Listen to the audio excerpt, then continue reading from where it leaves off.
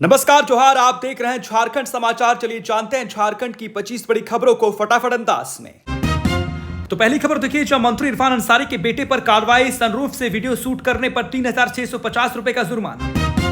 रांची से एक मामला सामने आया है जहां झारखंड के स्वास्थ्य मंत्री डॉक्टर इरफान अंसारी के बेटे कृष्ण अंसारी को ट्रैफिक नियम तोड़ने पर 3650 रुपए का जुर्माना भरना पड़ा है। हाल ही में सोशल मीडिया पर उनका एक वीडियो वायरल हुआ था जिसमें वे चलती कार के सनरूफ से बाहर निकलकर वीडियो शूट करते नजर आए थे। वीडियो वायरल होते ही रांची के उपायुक्त मंजुनाथ भजंत्री ने इस पर संज्ञान लिया और जिला परिवहन पदाधिकारी को आवश्यक कार्रवाई करने के निर्देश दिए। जांच के बाद कृष्ण अंसारी पर मोटर व्हीकल एक्ट की धाराओं 179, 177 और 190 के तहत चालान काटा गया, जिनमें असुरक्षित तरीके से वाहन चलाना, सीट बेल्ट का उल्लंघन और ट्रैफिक नियमों का उल्लंघन शामिल है। प्रशासन ने इस घटना को गंभीर सुरक्षा उल्लंघन माना है। कार्रवाई के बाद कृष्ण अंसारी बिना किसी विवाद के पूरा जुर्माना स्वयं जमा कर दिया। रांची डीसी ने जानकारी दी कि मामले में सभी आवश्यक कदम उठाए गए हैं और पुलिस को भी रिपोर्ट प्रस्तुत करने के निर्देश दिए गए हैं। यह घटना इस बात की मिसाल है कि कानून सभी के लिए समान है, चाहे वे किसी मंत्री का बेटा ही क्यों ना हो। अगली खबर देखिए, जहां पाकुड़ में विधानसभा समिति की बैठक, कल्याण योजनाओं की प्रगति पर जोर, सभी विभागों की समीक्षा। पाकुड़ में झारखंड विधानसभा की अनुसूचित जाति, जनजाति, अल्पसंख्यक और पिछड़ा वर्ग कल्याण समिति की बैठक आज परिसदन सभागार में आयोजित की गई। बैठक की अध्यक्षता विधायक स्टीफन मरांडी ने की, जबकि विधायक सुरेश कुमार बैठा और डॉक्टर लुइस मरांडी सहित कई अधिकारी मौजूद रहे।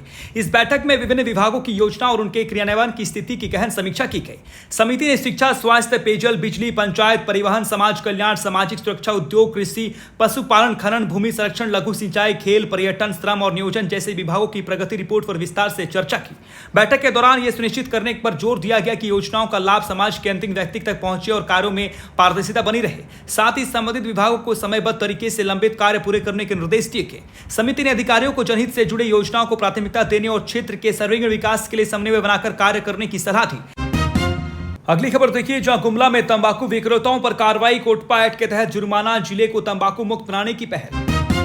गुमला में कोटपा एक्ट 2003 के तहत तंबाकू उत्पादों के खिलाफ सख्त कार्रवाई की गई। उपायुक्त के निर्देश पर खाद्य सुरक्षा पदाधिकारी प्रकाश चंद्र गुगी और जिला तंबाकू नियंत्रण सलाहकार वंदना स्मिता होरो के नेतृत्व में विशेष छापेमारी अभियान चलाया गया। इस दौरान सदर अस्पताल गुमला सहित शहर के विभिन्न होटल, फास्ट फूड केंद्र और दुकानों का निरीक्षण किया गया। जांच में कई प्रतिष्ठानों पर तंबाकू और निकोटीन युक्त उत्पादों की बिक्री होती पाई गई, जो स्कूल, सरकारी भवन और अस्पतालों के 100 गज के दायरे में प्रतिबंधित है। अभियान के दौरान महेंद्र कुमार, राजकुमार साहू, अनमोल कुमार, प्रकाश साहू, विनय गोप, दिलीप कुमार, जगदीश साहब, जितेंद्र कुमार, प्रभा साहू और देवंती देवी के प्रतिष्ठानों पर जुर्माना लगाया गया और उन्हें तंबाकू उत्पादों की बिक्री तत्काल बंद करने का निर्देश दिया गया। अगली खबर देखिए, जहां झामुमो बिहार चुनाव में तैयार, सुप्रियो भट्टाचार्य ने महागठबंधन में सीटों और रणनीति का किया खुलासा। झारखंड मुक्ति मोर्चा के राष्ट्रीय महासचिव और प्रवक्ता सुप्रियो भट्टाचार्य ने रांची में प्रेस वार्ता कर बिहार विधानसभा चुनाव में पार्टी की रणनीति का खुलासा किया। उन्होंने कहा कि झामुमो महागठबंधन के साथ चुनाव लड़ने के लिए पूरी तरह तैयार है और भाजपा को हराने में सक्षम है। भट्टाचार्य ने जनता के रुझान का हवाला देते हुए कहा कि बिहार में लोग एनडीए की सरकार को हटाकर महागठबंधन को सत्ता में लाना चाहते हैं। भट्टाचार्य ने झारखंड में हेमंत सरकार के नेतृत्व में किए गए विकास कार्यों का उल्लेख करते हुए कहा कि बिहार के लोग भी इसी तरह की विकास दर को और जीवन स्तर चाहते हैं। उन्होंने बताया कि झामुमो का बिहार के साथ संबंध केवल बेटी रोटी का नहीं बल्कि बड़े भाई और छोटे भाई जैसा है। उन्होंने महागठबंधन में सहयोग की प्रतिबद्धता जताते हुए कहा कि राजद, कांग्रेस और माले का सम्मानजनक हिस्सेदारी दी गई है। इस बार झामुमो ने राजद को 6 सीट दी है। भट्टाचार्य ने कहा कि झामुमो स्वतंत्र राजनीतिक दल होने के नाते फॉर्म ए और फॉर्म बी भरकर भी चुनाव लड़ने में सक्षम है। उन्होंने यह भी बताया कि घाटशिला समेत महत्वपूर्ण सीटों पर रणनीति तय की जाएगी और प्रचार के दौरान पार्टी नेताओं की भागीदारी को संतुलित रखा जाएगा। अगली खबर देखिए, जहां घाटशिला उपचुनाव, मुख्य निर्वाचन पदाधिकारी ने राजनीतिक दलों को आदर्श आचार संहिता पालन के निर्देश दिए। घाटशिला विधानसभा क्षेत्र में उपचुनाव की घोषणा के साथ ही आदर्श आचार संहिता लागू हो गई है। मुख्य निर्वाचन पदाधिकारी के रवि कुमार ने कहा कि इस उपचुनाव के दौरान सभी मान्यता प्राप्त राजनीतिक दलों से अपेक्षा है कि वे अपने जमीनी स्तर के कार्यकर्ताओं को आचार संहिता के अनुपालन के लिए जागरूक करें, ताकि स्थानीय स्तर पर समुचित निगरानी सुनिश्चित की जा सके। रवि कुमार ने निर्वाचन सदन में राजनीतिक दलों के साथ बैठक कर निर्देश दिए कि सभी दल अपने BLA 1 और BLA 2 की नियुक्ति पर विवरण समय पर संबंधित अधिकारियों को साझा करें, जिससे उपचुनाव से जुड़े समन्वय कार्य प्रभावी ढंग से हो सके। उन्होंने बताया कि सभी मतदान केंद्रों पर अंदर और बाहर सीसीटीवी कैमरों के माध्यम से वेबकास्टिंग की जाएगी। इसके अलावा विधानसभा क्षेत्र के सीमावर्ती क्षेत्रों में चेकपोस्ट बनाए गए हैं, जिनकी निगरानी भी सीसीटीवी के माध्यम से की जा रही है। बैठक में राजनीतिक दलों को आदर्श आचार संहिता का पालन करने, प्रेस नोट, मतदान केंद्र पर वैकल्पिक दस्तावेज और उपचुनाव से जुड़े अन्य दिशा निर्देश दिए गए। रवि कुमार ने कहा कि किसी आपराधिक पूर्ववर्ती वाले उम्मीदवार के चयन की स्थिति में फॉर्म 1, 2 और 7 में सूचना का प्रकाशन अनिवार्य है। अगली खबर देखिए, जहां पलामू में अफीम और गांजा की खेती रोकने के लिए पुलिस का जागरूकता अभियान, किसानों ने ली शपथ। पलामू पुलिस अधीक्षक के निर्देश पर जिले के 2 थाना क्षेत्रों में अफीम और गांजा जैसी अवैध नशीली फसलों की खेती रोकने के लिए व्यापक जागरूकता अभियान चलाया गया।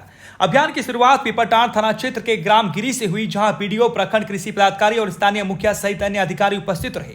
किसानों को नशीली फसलों की खेती से होने वाले सामाजिक, आर्थिक और कानूनी दुष्प्रभावों की जानकारी दी गई। उन्हें धान, गेहूं, चना, सरसों, मसूर, जावर, सोयाबीन जैसी वैकल्पिक फसलों की खेती अपनाने के लिए प्रेरित किया गया। इसी तरह पांकी थाना क्षेत्र के ग्राम हेडूम और कड़िहार में भी विशेष अभियान आयोजित किया गया। इसमें केकरगढ़ पंचायत के ग्रामीण पंचायत प्रतिनिधि और पुलिस पदाधिकारी शामिल हुए। कार्यक्रम में ग्रामीणों को बताया गया कि अवैध नशीली फसलों की खेती दंडनीय अपराध है और इसमें सम्मिलित पाए जाने पर कड़ी कानूनी कार्रवाई की जाएगी। अगली खबर देखिए, जहां लोहरदगा डाइन बिसाई के आरोप में पति, पत्नी और बेटे की निर्मम हत्या, 3 गिरफ्तार। लोहरदगा के पेशरार थाना क्षेत्र के केकारांग बरटोली में डाइन बिसाई और ओझा गुणी के आरोप में हुई हत्या का पुलिस ने पर्दाफाश कर दिया है।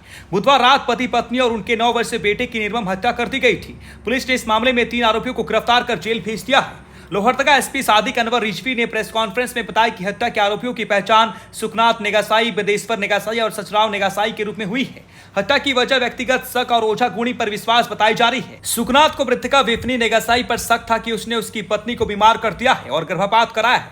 वहीं विदेश्वर भी अपनी मां की बीमारी का कारण विपनी को मानता था। तीनों आरोपियों ने मिलकर विपनी नेगासाई, उसके पति लक्ष्मण नेगासाई और 9 वर्षीय रामविलास नेगासाई की कुदाल और पत्थर से हत्या कर दी।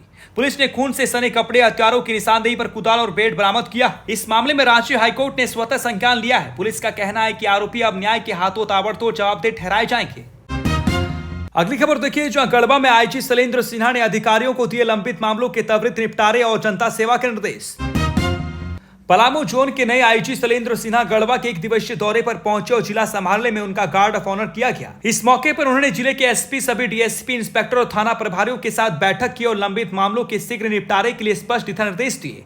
शैलेंद्र सिन्हा ने कहा कि पुलिस अधिकारियों को प्रत्येक मामले को गंभीरता से देखना चाहिए और लंबित मामलों का त्वरित समाधान सुनिश्चित करना चाहिए। आईजी ने पुलिस कर्मियों की दुर्गा पूजा के दौरान शांतिपूर्ण व्यवस्था बनाए रखने की सराहना की। उन्होंने कहा कि सभी आगंतुकों का स्वागत नम्रता और शिष्टाचार के साथ करना चाहिए। आगंतुक जब थाने में आते हैं तो उनके केवल समस्याओं का समाधान नहीं बल्कि सही मार्गदर्शन और सम्मानजनक व्यवहार भी मिलना चाहिए।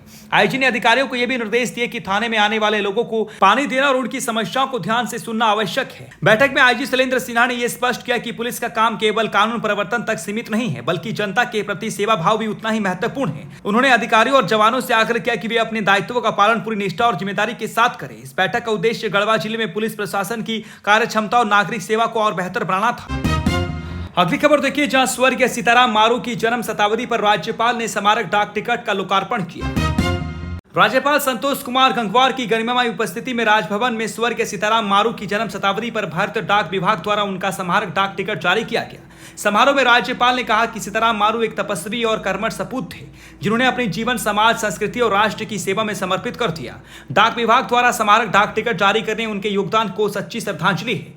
राज्यपाल ने बताया कि मारू जी ने सामाजिक और सांस्कृतिक चेतना जगाने में महत्वपूर्ण भूमिका निभाई। उन्होंने मारवाड़ी सहायक समिति और नगरमल मोदी सेवा सदन की स्थापना की। संस्कृति विहार के अध्यक्ष के रूप में उन्होंने शिक्षा, चिकित्सा और ग्राम उन्नति के क्षेत्र में उल्लेखनीय कार्य किया।